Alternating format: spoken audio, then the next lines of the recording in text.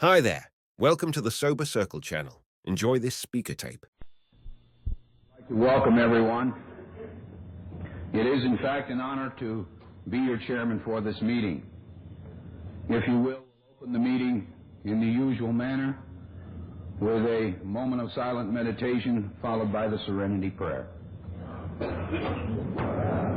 Grant me the serenity to accept the things I cannot change, the courage to change the things I can, and the wisdom to know the difference. Alcoholics Anonymous is a fellowship of men and women who share their experience, strength, and hope with each other that they may solve their common problem and help others to recover from alcoholism.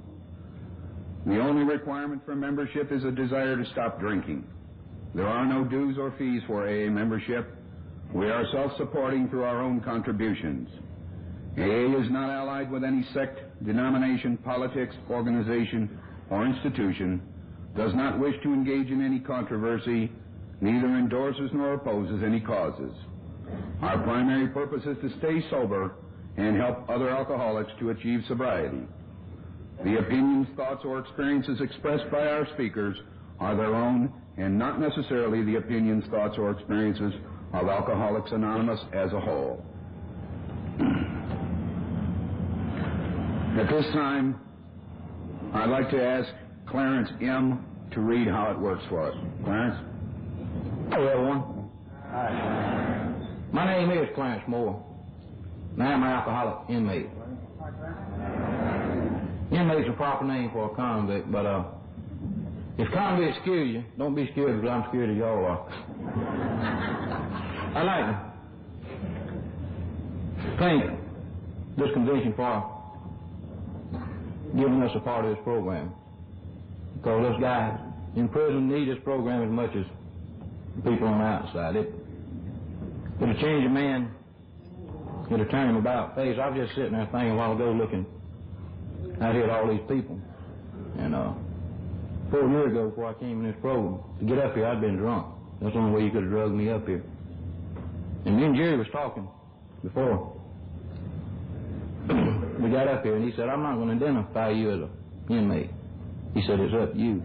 And I said, well, Jerry, I said, one thing I have learned in this program is be honest. And it's nothing to be proud of to be an inmate. I'm paying my dues. I'm paying them one day at a time, just like I work this program. But the only way I can do it is working this program, man, through the fellowship and love of all you people. And we really appreciate you giving us a part of this program. And I'd like to read how it works. 5th chapter comes from our book of Alcoholics Anonymous. Rarely have we seen a person fail who has thoroughly followed our path. Those who do not recover are people who cannot or will not completely give themselves to this simple program. Usually men and women who are constitutionally incapable of being honest with themselves. There are such unfortunates. They're not at fault. They seem to have been born that way. They are naturally incapable of grasping and developing a manner of living which demands rigorous honesty. Their chances are less than average. There are those, too, who suffer from grave emotional and mental disorders. But many of them do recover if they have the capacity to be honest. Our stories disclose in a general way what we used to be like, what happened, and what we're like now. If you have decided you want what we have, are willing to go any length to get it, then you're ready to take certain steps. And some of these we bought. We thought we could find an easier, softer way, but we could not. With all the earnestness at our command, we beg of you to be fearless and thorough from the very start. Some of us have tried to hold on to our old ideas, and the result was nil until we let go absolutely. Remember that we deal with alcohol, cunning, baffling, and powerful. Without help, it is too much for us. For there is one who has all power. That one is God. May you find him now.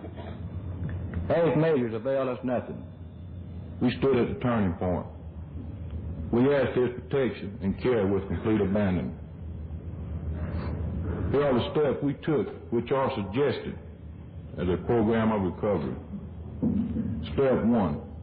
We admitted we were powerless over alcohol, that our lives had become unmanageable.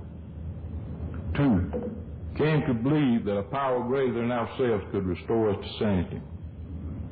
3, made a decision to turn our will and our lives over the care of God as we understood Him. Step 4, made a searching and fearless moral inventory of ourselves. 5, admitted to God, to ourselves, and to another human being the exact nature of our wrong. 6, we're entirely ready to have God remove all these defects of character. 7, humbly asked Him to remove our shortcomings. Step 8, made a list of all persons we had harmed and became willing to make amends to them all. 9, made direct amends to such people wherever possible, except when to do so would injure them or others. 10, continued to take personal inventory, and we were wrong, promptly admitted it.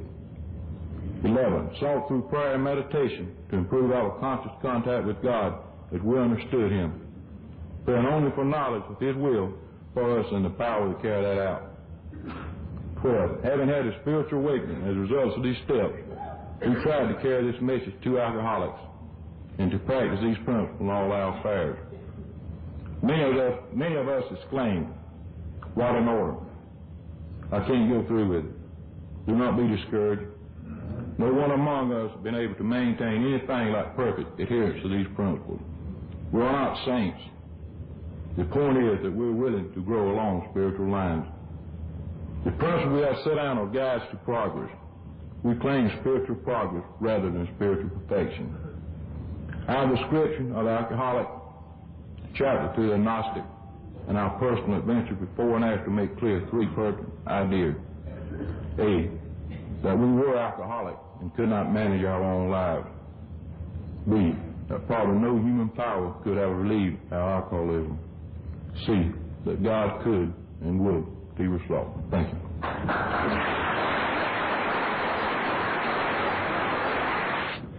Thank you, Clarence. God bless you. I've asked another one of my very dear friends if he will give me a hand and read the 12 traditions for us, Kerry Pete. Good afternoon, everybody. My name is Kerry Pollitt, and I am very grateful to be a sober alcoholic.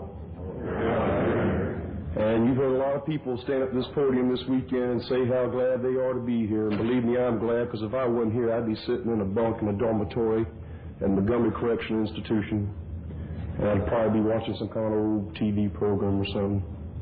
So I am indeed glad to be here. I'd just like to say before I read you the 12 traditions that,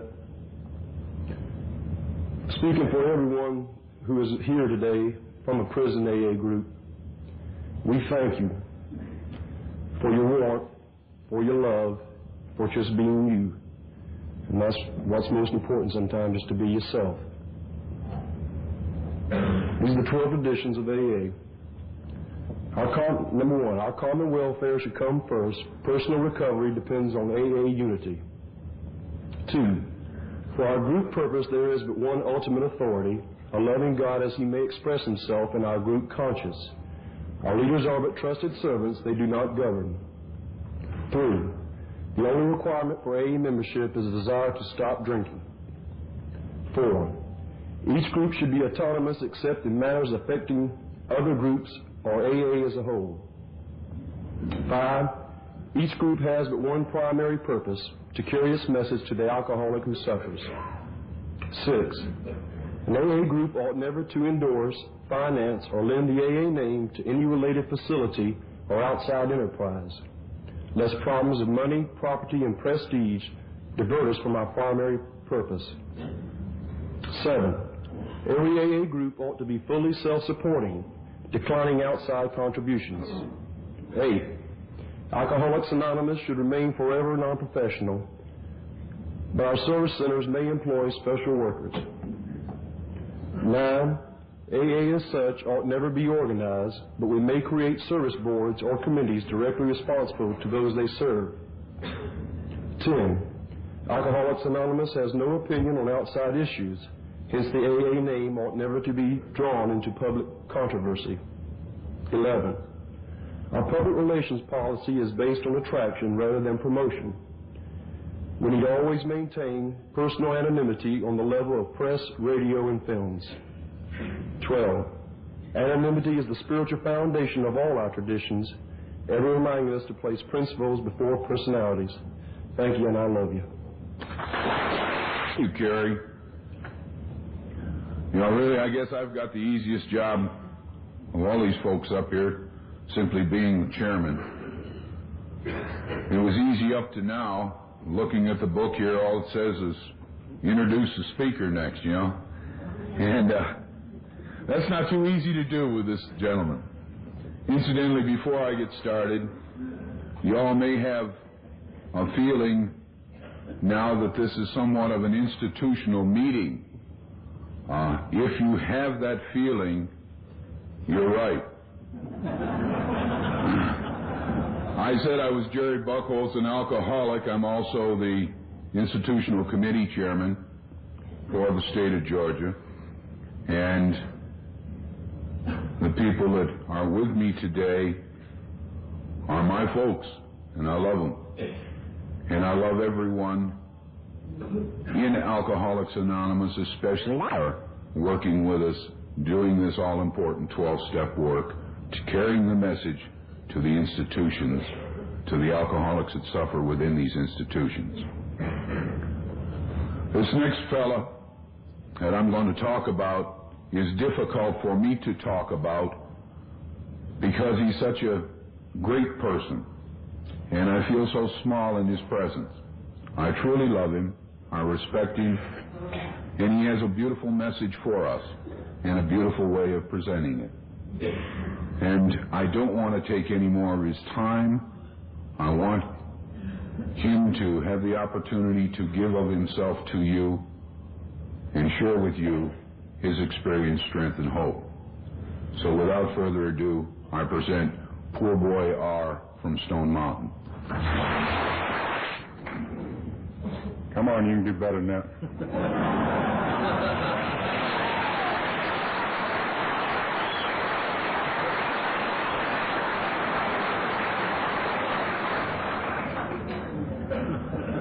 They call me Po Boy. I'm an alcoholic.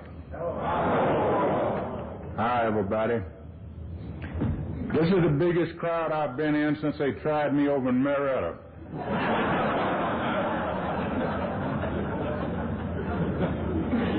God bless you. I'm glad you all came.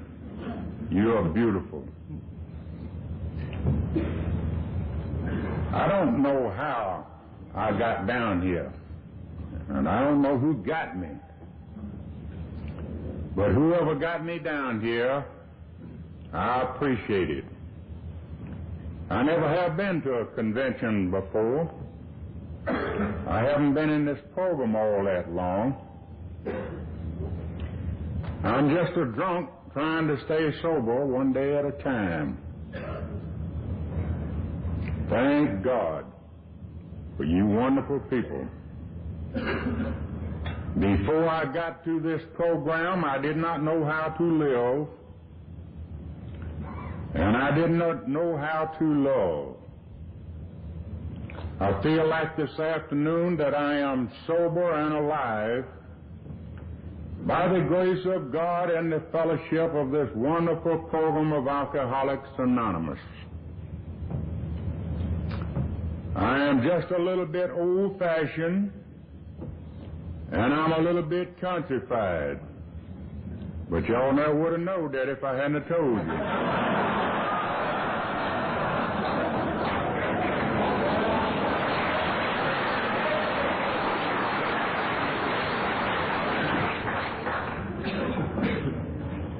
I'm glad somebody told me to quit calling my wife Old Flo.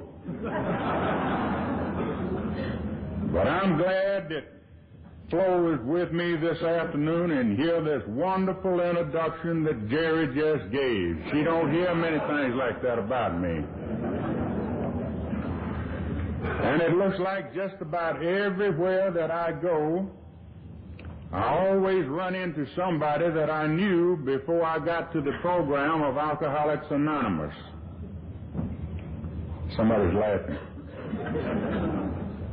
And this reminds me of a story about an old buddy of mine up in North Carolina, and he stole a man's milk cow, and they gave him 12 months in the chain gang. And when he finished that sentence, he was so ashamed of himself until he moved off down here in Georgia. He got him a job, and he started attending a little old Baptist church out there in the country. And after about 6 months, he established such a good record in the community and in the church until he was elected to the Board of Deacons. And he served in that capacity for some time, and after a while the preacher resigned, and they asked this old buddy of mine if he would be their preacher. And he accepted, and the very first Sunday morning that he mounted the pulpit to deliver his sermon, he looked down the aisle and he saw a long-legged joker come walking in that he used to be in the chain gang with. And so he started his sermon off like this: brothers and sisters, now I came here this morning fully prepared to preach to you from the book of John. But said, after observing this great congregation, I have changed my text to the 2nd chapter of Jude, where it says, if you knows anything or sees anything that ain't already leaked out, just keep your big mouth shut till this meeting's over with, and we'll talk about it out yonder in the yard.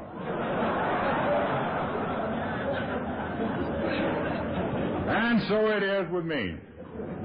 Now, if you know anything that these other folks don't know about, you just keep your mouth shut.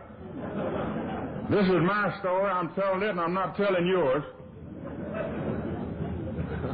They told me that when you talk, you tell how it was in the beginning, what happened, and what it's like today. And I have no hang-up on telling you how it was in the beginning, and I'm happy to tell you how it is today. But truly there was a lot of things that happened along the way that I prefer not to talk about. Because if I was questioned on some of these things, I'm sure I'd have to stand on the Fifth Amendment. It just wouldn't be good for old poor boy to talk about everything. I did that when I taken the fifth step. Whether you believe this or not, I was born about 64 years ago over here in Rockdale County, Georgia. And my daddy was a sharecropper and a moonshiner. And I suppose by the time I was about 10 years old, I could operate a whiskey still just about as good as my dad could.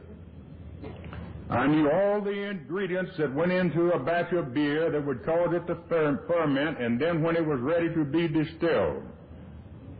So I learned real early. We were just about as poor as anybody could get. We wasn't poor, we was poor. But we loved each other very dearly. And there's two things that stands out in my memory today. In the kitchen of this old house that we lived in, there was two things that always sit there. One of them was a jug of shine liquor, and the other one was a jug of sorghum syrup.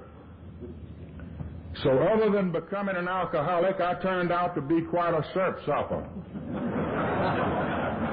And I still love sorghum syrup.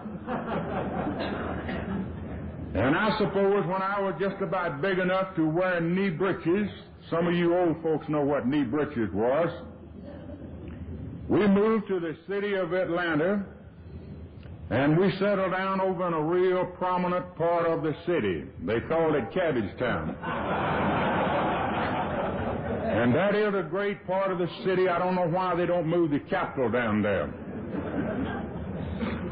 The streets were not paved, and I think everybody that lived on the block that we moved on to was a produce peddler or a bootlegger.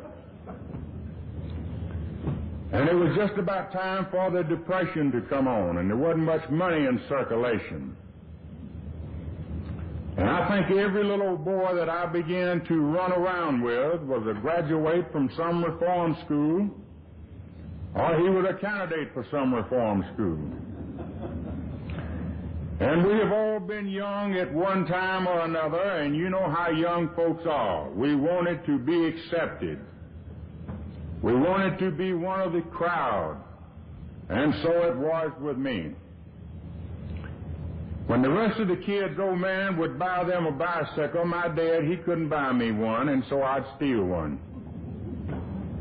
And a little bit later on, when the rest of the kids, old man, would get them some kind of a hot rod, my dad, he couldn't buy me one, and so I'd steal one. I always had just as much as the rest of the kids, but mine was all hot. And it wasn't too long after this until I learned that the law kindly frowned on some of these things that I was doing. And they had me up in that Fulton County courthouse. And they told my mama, said, we're going to send your boy to the chain gang and just let him see what it's all about, and then we're going to turn him out, and I'm sure that your boy will be a better boy. Now, we would believe anything in the world that anybody told us, especially the police.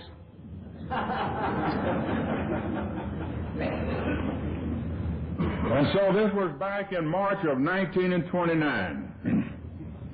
And I went to the chain gang. I was a little old boy, scared plumb to death. And I expected to get out that night or no later than the next morning.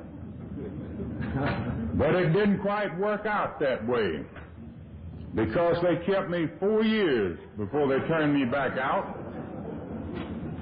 And by that time of mixing and mingling with the so-called hardened criminals, I became a real smart aleck. And you know the kind of person that I'm talking about. I hated everything that stood for law and order, honesty, decency, and respectability. I didn't love but two things in this world. That was old po' boy and a pistol. And I thought that I knew all the tricks of the trade. And so, in this condition, I came back out on the streets of Atlanta. Now, I don't know how old I was when I taken my first drink. It just seemed like I always drank it as well as soft syrup. And I don't know what alcohol did for you, but I am well acquainted with what alcohol did for old po' boy. Now, my story may be just a little bit different from the most stories that you hear. But if you were the kind of drunk that I was, then you are my brothers and sisters in this disease of alcoholism.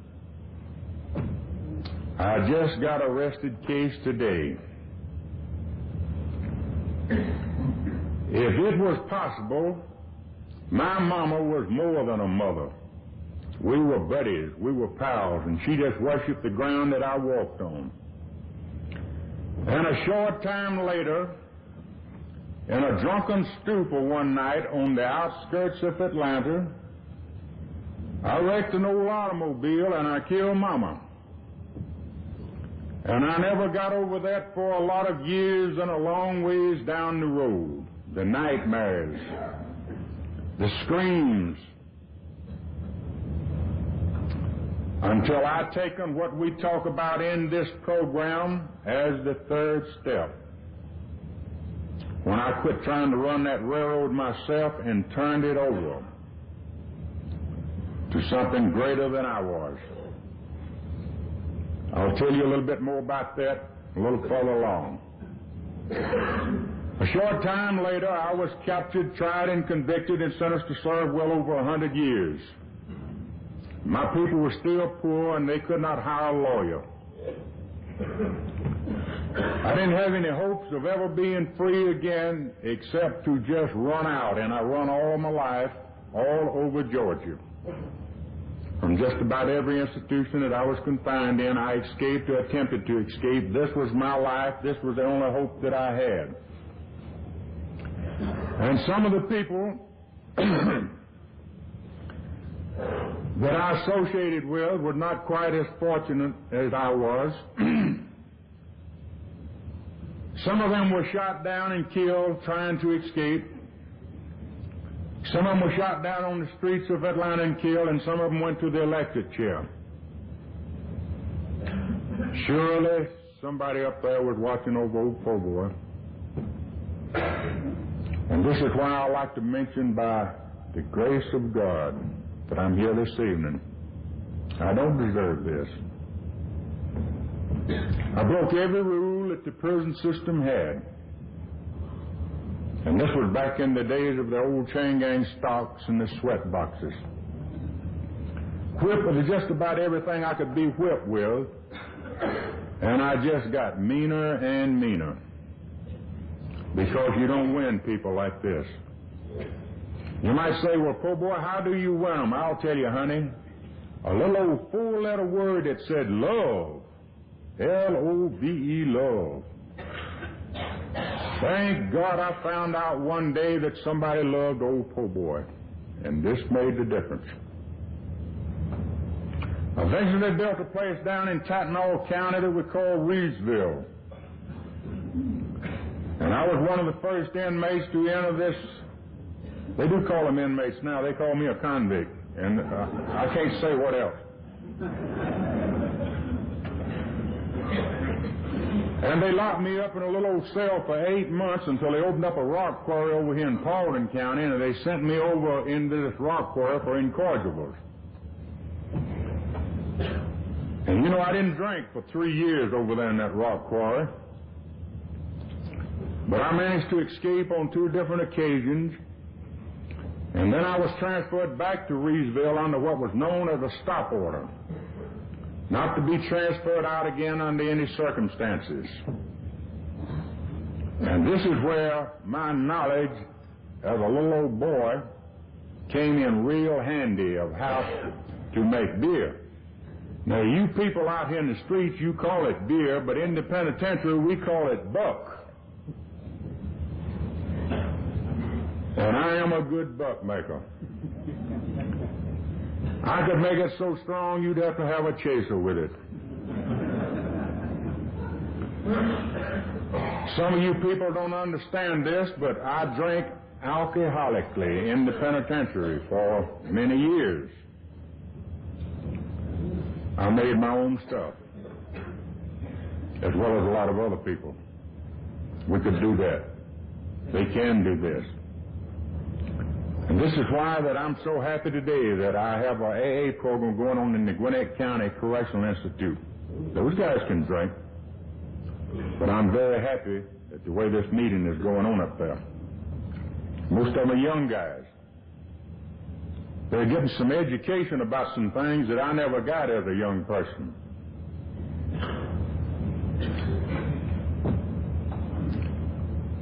After a while, we got a new warden at Reedsville. And out of 2,500 men, he picked 10 of us with the worst escape records and says, carry these fellows to maximum security. They will never come back to population as long as I'm warden. But we did. 30 days later, we escaped from maximum security at midnight. And we came downstairs and we taken over the whole inside of the penitentiary. We just captured that booger. And I walked down those cell blocks with a market basket full of keys, and I turned everybody out that said they wanted to run away. I must have let 100 out. We had the front office under control. We had the powerhouse under control. We turned all the inside lights out, the outside lights, the tower lights, a complete blackout. And there was 25 of us went right out those big front doors and taken automobiles off of the yard. The other 75 went down to commissary and broke in there and got all that juicy fruit chewing gum, brown mule chewing tobacco. They didn't want to run away, they just wanted to steal something that's full of larceny.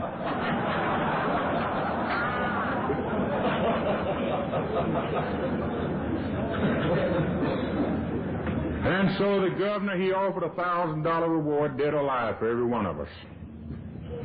It carried the headlines across this nation. But within another 30 days' time, we were all back in jail, with the exception of one 17-year-old boy who was drowned in the river that night. And then they started what was known as the 8-ball squad. Our heads were shaven. They looked like a bunch of nickel watermelons. You can't buy one for a nickel now, buddy, but you could then. And those pick irons were welded around our legs. We were placed in a segregated detail from the rest of the institution. And every state trooper in the state of Georgia had to come to Reedsville and do 10 days guard duty over this particular detail, that they might know these guys anywhere on site. We was not allowed any visiting privilege or any mail privilege or any reading material or even any lights in our cell. We was working out in a stump digging detail. I'm a good stump digger. I don't think anybody in this particular detail was serving less than 100 years, and life looked pretty hopeless. So many of these guys began to break their legs, to break their arms, and to cut their heel tendons, known as a heel strain. And some of them crippled themselves for life. Back in those days, we did not have a pardon and a parole board in Georgia. We did not have a board of corrections. We had a prison commission which consisted of 3 men. They were the whole works in Georgia. And so the governor, he picked a group of men to come to Reedsville to make an investigation, then return to Atlanta and make some kind of recommendation. He picked the Speaker of the House, the President of the Senate, a lot of judges and probation officers, newspaper reporters and photographers, and one other man that I'll never forget as long as I live. His name was Mr. Wiley J. Moore. And Mr. Moore was a millionaire banker in Atlanta, and he asked Mr. Moore if he would head up this group. And so they came to Reedsville, and we were driven out of these muddy river bottoms into this old dark cell house. And Mr. Moore said, "Open the door, I want to go in and talk to these men." And they told him he couldn't come in there because it was too dangerous. Mr. Moore was the first man in my life that I ever heard talk about a higher power, whom he chose to call God. He said, "I prayed before I came down here. And if this is the way God wants me to die, I am not afraid." To me, this was quite a testimony. They opened the door, and Mr. Moore came in, and we followed him to the rear of this old cell house, and we sat down in a big circle. And he sat down in the center of this group, and there he told us about the God of his understanding. He told us that we could not buy this because it was not for sale. He told us that we did not have to be good to get it, that it was a gift. Man, I could not understand anything like this. But I had all the respect in the world for this man because he was for real. He could do a lot for us, and we couldn't do anything for him. He said, "I'm going to take the stripes off of you, the chains off of you, and I don't care how many life sentences you are serving. If any man in this particular detail will do 5 years with a perfect record, I guarantee parole." There was only one man in this group that taken advantage of that great opportunity. I'm not breaking his anonymity. He is not in the program. He never took a drink or liquor in his life. His name was Forrest Turner. He did do 5 years. He was paroled. He's an old grandpa now. Never been back in. Mr. Moore said, "I'm going to let you pick any job in this institution that you want, that you might learn some trade that'll be worthwhile to you someday." And you know what kind of job I asked for? One down in the steward's department. That's where they got all that meal and sugar and syrup and yeast. I'm an alcoholic. I intended to stay drunk, and I did. For the next few years, there was a lot of things that happened. A lot of them were tragedies, and I prefer not to talk about this. I like to look on the humorous side of things. And I had a real good buddy what we call Hitler. Now, Hitler was a little small fella in stature. He would weigh about 75 pounds, soaking wet. And if there's anybody in this world that loved Buck as good as I did, it was old Hitler. And so one day I made Hitler drunk, and he got arrested on a plain drunk charge, and they had him down at the control office. And the warden said, "Hitler, where did you get that Buck at?" And he pulled off his hat and he bowed over real humbly. And he said, "Captain," said, "you can just whoop this old head of mine till it rattles like a pot of okra. And I'll never say one word against my good friend Po' Boy Rice."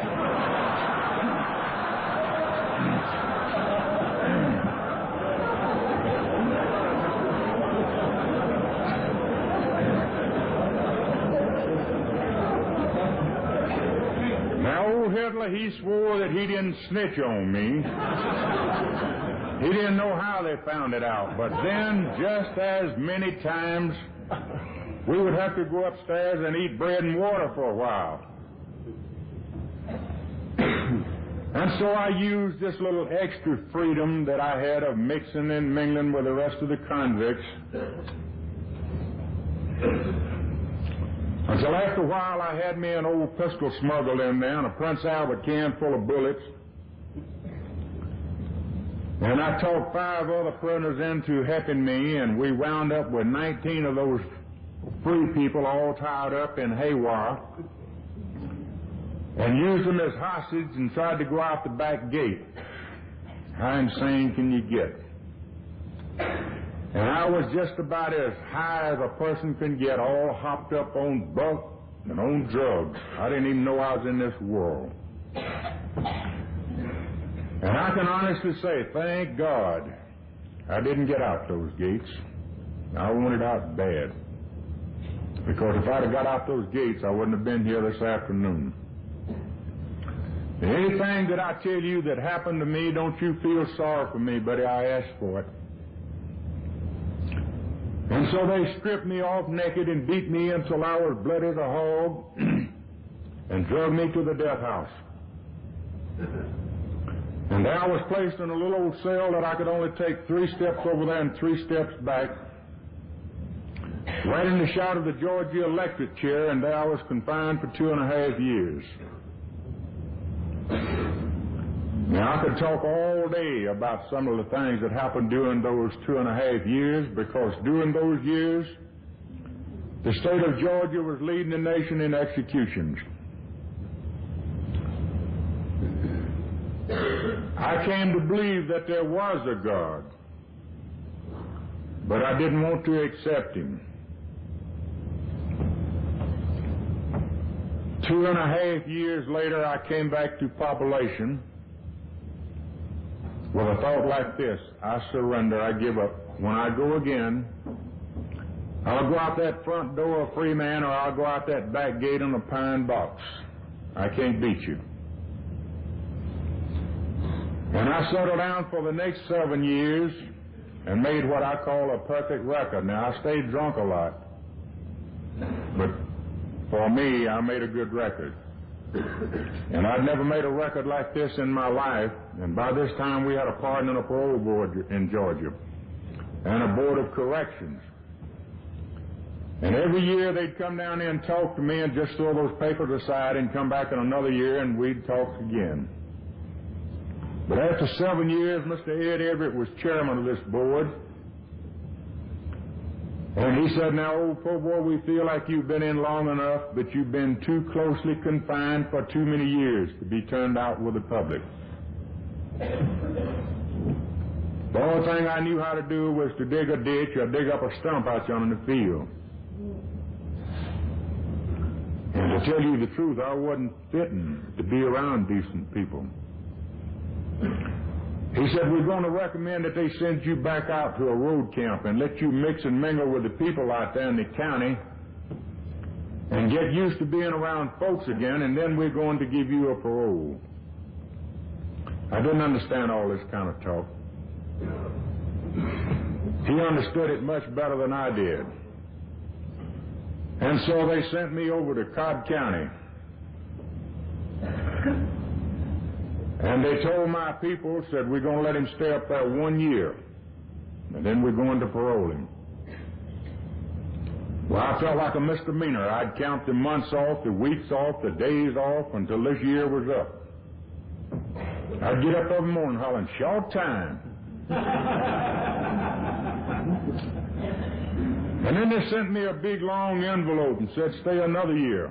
And this like to have broke my heart. I couldn't understand these kind of things. But I found out later on that this was for psychological reasons, to see if I could stand a little disappointment. I was a real weak individual. And I had a thought like this: when my people come to see me on Sunday, I'll get what money they got and I'll leave, because I very well could have left then. But all these years that I had been gone, my little brother and sister and them had grown up. They had families of their own. And they had all become Christian people. But they didn't talk to me about God. I guess they just thought I was a hopeless case. Because for the first 50 years of my life, I had no God. I don't know if I was agnostic or what I was. I just didn't say there was, and I didn't say there wasn't.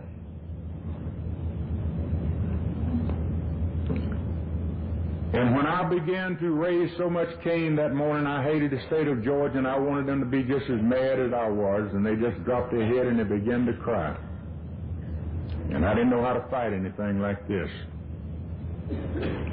My sister told me, she said, I know you don't have a God, but I do. She said, there's a lot of people praying for you that you don't even know. And she said, don't do anything till the Capitol opens in the morning. And I owed her an awful lot. She'd been a second mama to me. And the very next day, they said, now, poor boy, you stay in tomorrow. Somebody's going to carry you to the Capitol. The board wants to talk to you again.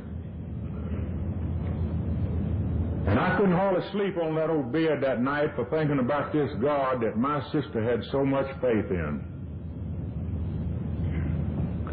So the first seed was planted when Mr. Moore talked to us down in that old cell house. And then there was another seed planted there. So they carried me to the Capitol. There's a lot of people up there representing me, and I didn't even know them. They just knew my family. And they said, we're going to reconsider your case. And so about 2 weeks later, I was paroled. And I've been in 20 years, 1 month, and 2 weeks then. And back in those days, they did not, if you made parole, they did not give you any clothes. Somebody would have to come and pick you up and bring you some clothes to wear home. And I never will forget, my sister brought me a pair of slack pants and a sports shirt.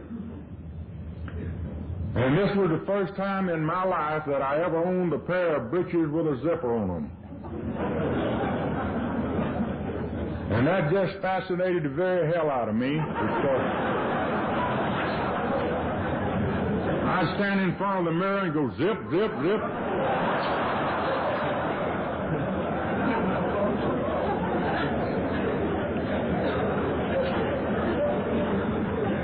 And so I came back to Atlanta, and it was a far different city from the old Atlanta that I used to run in as a little old boy. And every time that the doors of the church were open, my people all went to meeting. And it was sort of a take it or leave it proposition. Now, you can go to meeting with us, or you can stay here at home by yourself. And so out of curiosity, I went to meeting. For all the wrong reasons. But there was one wonderful thing that happened to me by going to those meetings, because this is where I met Flo. God bless old Flo. And it didn't take her too long to talk me into marrying her. She don't tell it that way. We got married and we settled down and we started housekeeping. And some of the men of the church got me a job digging ditches for a plumbing company. I'm a good ditch digger. And after a while, I got to be a plumber's helper. 3 or 4 years later, I got one of those little old cards that said that I was a plumber. I didn't say it, that little old card did. Flo and I was very happy, and I was not drinking liquor. And so I got a job at Emory University, and that's a big thing in DeKalb County. There's a lot of people know as po' boy, you're not supposed to work over at Emory with the kind of record I had. But I worked over there for 2 years. Man, I just flat had it made. I could wear my house shoes to work every morning. And after 2 years, they called me in the office, and they said that this old past had caught up with me, and they were going to have to let me go. I was still a real weak individual. I had a lot of growing to do. I didn't understand this. And so I got mad. I didn't know who I was mad at, and I wanted to get even with somebody, but I didn't know exactly who to get even with. And I just flat didn't have enough guts to go home and tell Flo what had happened. She would have understood, and we could have worked it out. So the way I started to get even, every morning I'd let her put that bread and meat in a sack, and I'd cut on out like I was going to work, and I didn't have a job, and I didn't want one. And I walked into a beer joint, and I said, "What's the strongest beer you got?" And he said, "There ain't no difference, buddy. It's all that's alike." And this is the way I started getting even. And I started drinking, and I started doing a lot of other things that I ought not to have done. And I wouldn't go home around Flo when I was like this. I'd just walk the streets of Atlanta all night and cry. I felt so sorry for poor little old po' boy. And y'all have felt like that. We call this the plum disease. And so I got the idea, you know, that I'd run away from it all. I'd just get away from Atlanta and I could straighten myself out, because I tried to quit drinking and I couldn't quit. I'm an alcoholic. So I left Atlanta and I went to Birmingham, and I found out that liquor over there was just like it was over in Atlanta. And I stayed drunk until I went into DT's. And the police picked me up, found out I was from Atlanta, and they wanted me in Atlanta. And they sent me back over to Atlanta, and they put me under a $10,000 bond, and my people put up their home and everything in this world that they had to get me back out on the streets to stay drunk. I'm an alcoholic. And I can remember one night down at the bus station, I saw one of those Greyhound buses that said Chattanooga. I didn't know anybody in Chattanooga either, but I was still running. And I got on this bus with 2 half pints of liquor in my pocket, and as soon as he pulled out of the station, I drank one of them. And by the time we got to Dalton, I done drank the other one. I wasn't only drunk, I was crazy. I was insane. Nobody on the bus wanted to talk to me, and I don't blame them. But I looked back in the back, and there was 2 black men sitting back. But I looked back in the back, and there was 2 black men sitting back there, and I decided maybe they'd talk to me, and I went back there, and the first one I tried to sit down by him, and he told me he was a minister of the gospel. He didn't want to talk to me either, and so I moved over in the seat with the other guy, and I said, "Do you know anything about this town?" And he said, "I live here." And I said, "Well, show me where to get off of this bus, because I don't think it's a good idea for me to go down to the bus station." And he said, "I don't either." He said, "Just get off with me." Together, and it was late at night, everything closed up, and I just had to have some more liquor. He said, "I got a friend that sells some shine liquor. We'll go over there and get some of that." And so we went over there, woke him up, and he just had 1 pint, and he wouldn't sell it to me unless I'd give him part of it. So we all 3 went out to the wood pile and sat down on the chop block and passed that bottle back and forth, and it didn't last but a little bit. Across the front of this thing, and I could stand on the sidewalk, and these shells, they came right up to the front, and they was half a pint, quarts, fifths. And I hit the glass with my fist, and it fell out all over me and all over the sidewalk, and just stood there and filled my pockets full of bottles. And I split my hand wide open, and I didn't even have sense enough to know that I was cut. And so I continued on up the street. My pocket was full of blood. My tie and my shirt was bloody. And I was standing up there, weaving in the wind, trying to light a cigar, when the police run up there and threw a shotgun on me and carried me back down to this liquor store. And I had blood all over me. It was all over this glass and all over the sidewalk, all over these bottles I had in my pocket, all over them on these shelves. And I lied like a dog. I said I didn't do it. He said, how in the world are you going to deny something like this? I said, I don't know, but I am, and I did. And they put me in that Hamilton County Jail in Chattanooga, and they kept me for 5 weeks until the grand jury met, and they failed to indict me. Don't ask me how come. Maybe they didn't want me in Tennessee. I remember they called me down in the office just about dark one evening in the dead winter time, and they opened the door and said, get. And I got, because I thought they'd made a mistake, and I run 5 blocks just as hard as I could. But those people had not made a mistake. They just didn't indict me. And so I stumbled around, and I made my way back to Atlanta and back to Flo, just to get what money she had and to continue to stay drunk. I'm an alcoholic. A short time later, an old buddy of mine, Leland Harvey, we'd run together for years.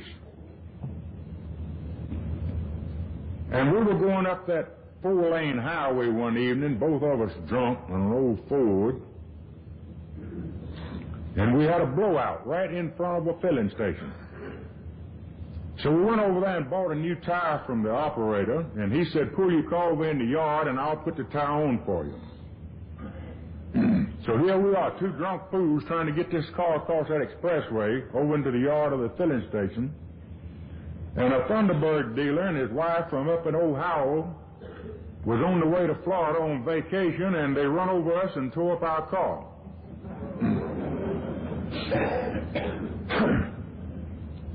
And like 2 idiots, we jumped out there and took theirs away from them.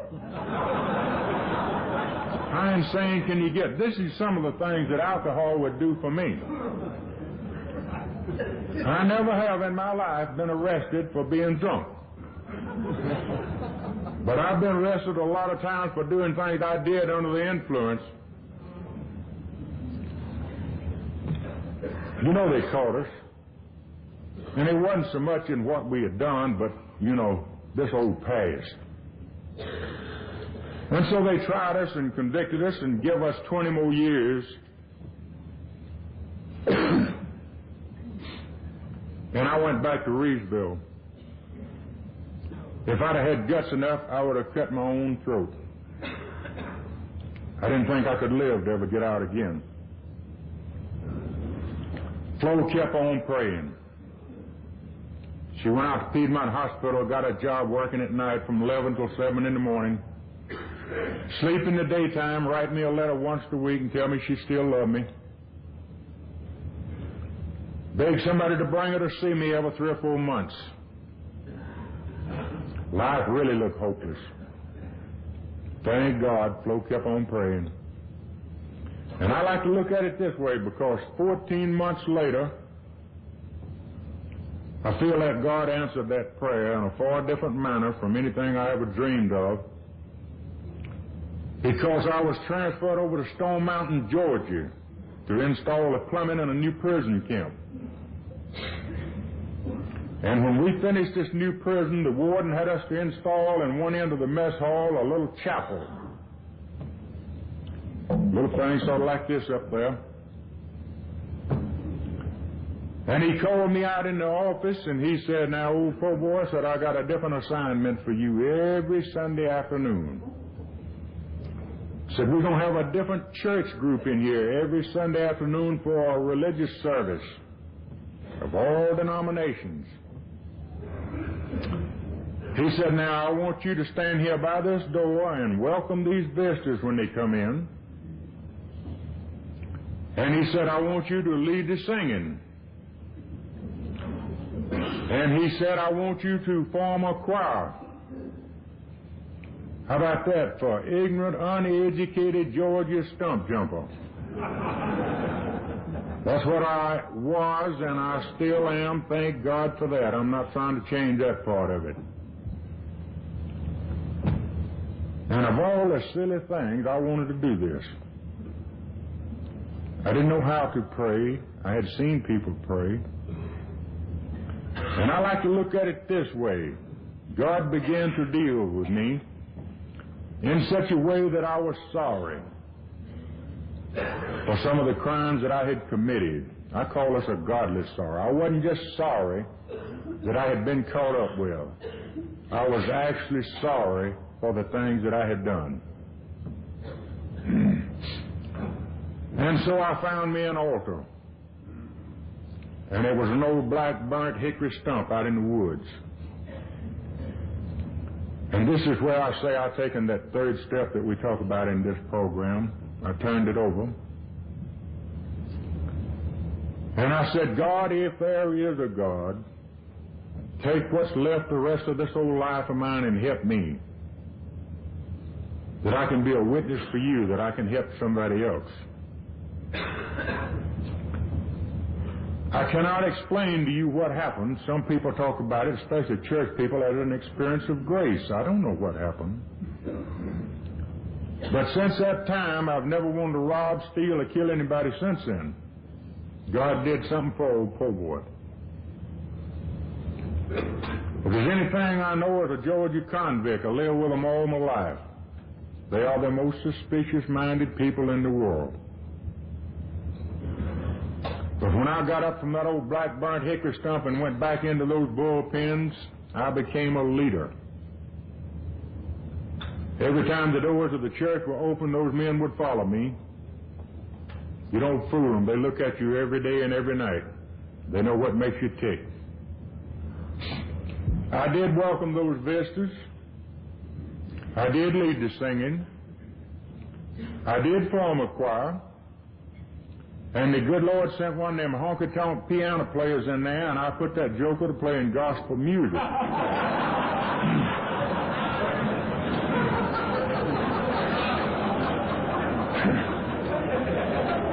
And we formed a quartet. And the warden let me go out in the front yard with a bulldozer and build a baptizing pool. And run hot and cold water out there, and we turned it on. Those people did not come out there to bring us a service. They came out there to get one. There was a lady down in South Georgia gave us a piano. Congressman James C. Davis's wife gave us an organ. WSB gave us a PA system. And I like to look at it this way, that God of my understanding don't have to be in a great big hurry about nothing. Because I did this for the next 5 years. I still had that number on the seat of my britches, but thank God I was free. I was happy. I was a different person. The only thing wrong was this. God left me an alcoholic, and I'll be an alcoholic as long as I live. 5 years later, they told me one morning, said, "Po' boy, I just seen Flo go around the corner up there with your Sunday breeches, and it like scared me to death. I thought some of my kinfolks had died, and they had a court order, and I was going to the funeral." But this was not the case. Miss Rebecca Garrett was chairman of the Pardon and Parole Board, and she had paroled me again after 6 years. Flo and I guess we didn't have $1.50 between us. We couldn't hire a lawyer yet. But we felt like that we had the best. God had something else for old poor boy to do. And so I remember as we went home that morning, we didn't know hardly how to talk to each other, but we knew where our help came from. And so just about like two little old 3-year-old kids, we walked into the bedroom, and hand in hand we knelt down by an old bedstead, and we dedicated our home and our life and everything we ever hoped to be to God, that He might use us to help somebody else. I went back to work at plumbing work, and I didn't drink for 6 years. I stayed very busy. Because for about 3 years of that time, I traveled with a gospel singing group, and we traveled all over the South. People couldn't believe what had happened to old poor boy, and they'd send for me, and I'd go and I'd talk, especially to the young people, youth rallies, sing. We were very happy. I had a job working at a motel as maintenance man. Everything was so well, I had no reason to ever drink again. But I remember it was in the hot summertime, and I thought, I can drink one of them good old cold Budweisers if I want to. I can take it or I can leave it. I didn't know that I was an alcoholic. But I couldn't, because I got drunk, and I stayed drunk for 1 solid year. Life really got hopeless then, no purpose whatsoever. Nobody knew what to do with me. And I didn't understand this. I didn't understand why I drank. Somebody told Flo, said, put him in Peachtree Hospital, and they'll cure him. So she put me in Peachtree Hospital, and we spent all the money we had, which wasn't much. They detoxed me, and I came out, and I continued to drink liquor and stay drunk. I had an awful lot of will, but I didn't have no power. I wanted to quit again, but I didn't know how. So I wound up over at Georgia Regional. They detoxed me again over there. I came out on the streets, continued to stay drunk. And eventually I wound up out at GMHI. And the only thing that made a difference, this would have been just in the same old merry-go-round, but on Monday night, they had an AA meeting out there.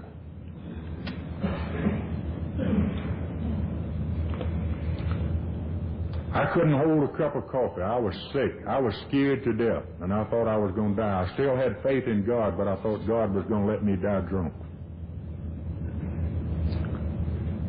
And at the end of that meeting, there's a very dear lady friend who happens to be my sponsor today that runs the Rockdale House over in Conyers.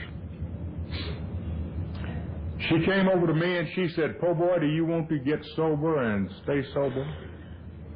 And I said, "Yes, ma'am, I sure God do." She said, "Here's my phone number. Call me when you come out." And I think I was about like a drowning man grabbing at a straw. I would have tried anything that you suggested. And so she sent me to my first AA meeting outside of an institution, which is the Glen Haven Stone Mountain Group, where I'm a member now. And I could just imagine all kind of questions they were going to ask me when I got over there. Everything that I'd ever been involved in had so much red tape to it, you know. And I could just imagine somebody say, "Hey, boy, who sent you over here? Have you ever been convicted of a felony?" They always did this everywhere else I went. But it wasn't like that. And I can remember a few things that happened that night in that first meeting. One of them was these guys and gals sit around that table, and every time one of them would open their mouth, they'd say, "My name is so-and-so, and I am an alcoholic." And I thought, my God, honey, you ain't the kind of drunk I am. I hurt down in my guts.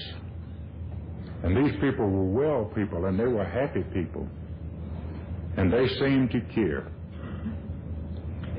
I asked a lot of questions, and I'm sure I got a lot of good answers. One of the questions I asked, "Hey, what do I have to do to be like you people? And they said, don't drink and go to meeting. Don't drink and go to meeting. I heard that so much it sounded like a broken record. Don't drink and go to meeting. And this is what I did for the first few months. I liked you people. And it seemed like I fit here where I never fit anywhere before in my life after I got out of the chain gang. I fit that very well.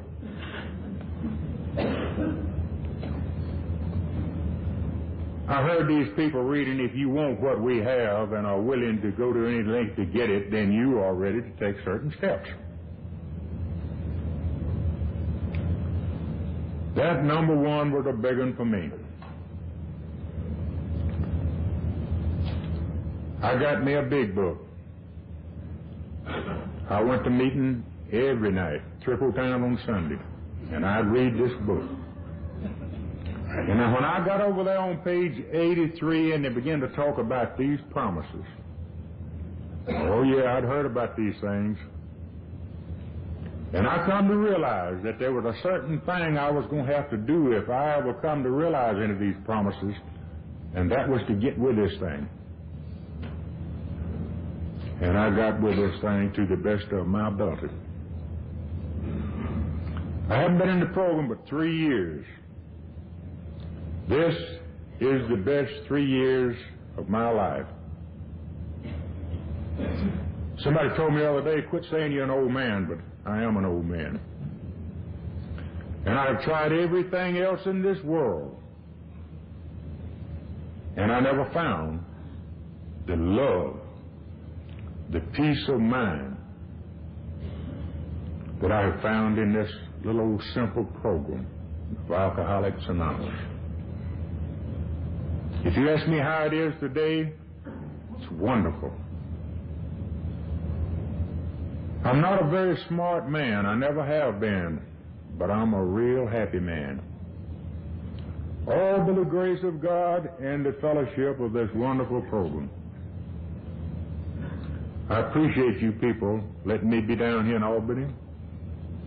I appreciate you listening to me. God bless you. I love you.